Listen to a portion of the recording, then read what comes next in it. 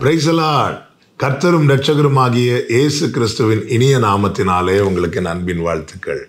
இந்த நல்ல நாளை காண செய்த தேவனுக்கு ஸ்தோத்திரம் உண்டாவதாக. இந்த நாள் உங்கள் ஒவ்வொருவருக்கும் நன்மையாய் ஆசீர்வாதமாய் இருக்க கர்த்தர் கிருபை செய்வாராக. 1 ராஜாக்களின் புஸ்தகம் 2வது அதிகாரம் 42வது வசனம். ராஜா சீமேயை அழைப்பித்து, நீ வெளியே புறப்பட்டு எங்கேயாவது போகிற நாளிலே சாகவே சாவா என்பதை நீ நிச்சயமாய் அறிந்து கொள் என்று நான் உன்னை கர்த்தர் மேல் ஆணையிட செய்து உனக்கு திடசாட்சியாய் சொல்லியிருக்க, அதற்கு நீ நான் கேட்ட வார்த்தை நல்லதென்று சொல்லவில்லையா? கர்த்தருடைய பரிசுத்த நாமம் மகிமைப்படுவதாக. சாலமோன் ராஜ பதவியிலே அமருகிறான். மரணத்துக்கு ஏதுவான குற்றம் செய்யப்பட்டு காணப்பட்ட இந்த சீமைக்கு சாலமோன் ஒரு வாழ்வு கொடுக்கிறான். அந்த வாழ்வு தான் என்னவென்றால், நீ எருசலேமிலே குடியிரு, அங்கே நீ தங்கியிருக்கலாம். ஆனால் அங்கே விட்டு நீ வெளியே போயிட்டேன்னா நீ அப்படி போகிற நாளில் சாகவே சாவா என்று சாலமோன் சொல்லியிருக்கிறார். இதை கேட்டதும் இந்த சீமையை சொல்லுகிற வார்த்தை 38வது வசனம், அது நல்ல வார்த்தை. ராஜாவாகிய என் ஆண்டவன் சொன்னபடியே உமது அடியனாகிய நான் செய்வேன் என்று சொல்லி சீமையை அநேக நாள் எருசலேமிலே குடியிருந்தான். எருசலேமிலே குடியிருக்கிறான். 3 வருடம் போகிறது. இப்பொழுது அவனிடத்திலிருந்து 2 வேலைக்காரங்க ஓடிட்டாங்க. இதை கேள்விப்பட்டதும் அந்த ஆணையையும் கர்த்தர் திடசாட்சியாய் சாலமோனை கொண்டு சொன்ன வார்த்தையும் மறந்து அந்த 2 ஓடிப்போன வேலைக்காரர்களுக்கு பின்னாக ஓடிப்போய் எருசலேமை விட்டு வெளியே போகிறான்.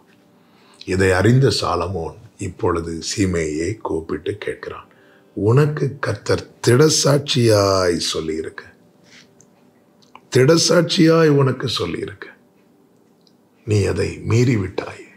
பிரியமான கர்த்தருடைய பிள்ளைகளே, ஒன்றை நன்றாய் புரிந்து கொள்ளுங்கள்.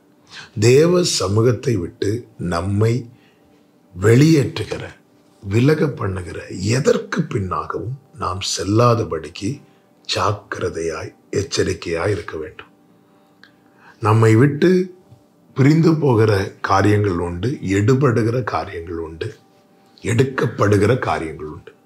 இவைகளுக்கு பின்னாக நான் போய் தேவ சமூகத்தை விட்டு வெளியேறுவேன் என்றால் அவைகளால் எனக்கு ஆபத்தே. இதை தான் கர்த்தர் வான் பண்ணுகிறார். நாம் விரும்புகிற அநேக காரியங்கள் உண்டு, நம்முடைய அநேக தேடல்கள் உண்டு. நம்முடைய தேடல் நம்மை தேவ சமூகத்துக்கு உள்ளே கொண்டு வருகிறதா அல்லது தேவ சமூகத்தை விட்டு வெளியே கொண்டு போகிறதா? இதை கவனிக்க வேண்டும். சவுல் காணாமல் போன கழுதையை தேடி தேவ சமூகத்தில் வருகிறான். ஆனால் இந்த சீமை ஓடிப்போன வேலைக்காரர்களை தேடி தேவ சமூகத்தை விட்டு தூரம் போகிறான். நம்முடைய தேடல் சரியா தவறா என்பதை எப்படி புரிந்து கொள்ள தெரியுமா? நம்முடைய தேடல் நம்மை தேவ சமூகத்துக்கு உள்ளே கொண்டு போகிறதா அல்லது தேவ சமூகத்தை விட்டு வெளியே கொண்டு போகிறதா? இதை கவனிப்போம், இதை உணர்வோம், இதை அறிந்து வாழ்வோம். காரணம், எப்பொழுது நாம் சமூகத்தை விட்டு விலகுகிறோமோ அன்று நமக்கு ஆபத்து என்பதை மறந்துவிடக்கூடாது. எனவேதான் தாவீது ஜெபிக்கிறானே, உம்முடைய சமூகத்தை விட்டு என்னை தள்ளாமல் இரும் என்று.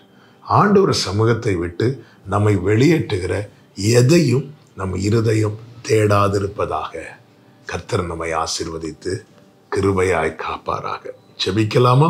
எங்கள் நல்ல தகப்பனே, இரக்கமுள்ள தேவனே, உடைய சமூகத்தை விட்டு வெளியே போனாலே எங்களுக்கு பிரச்சனைப்பா.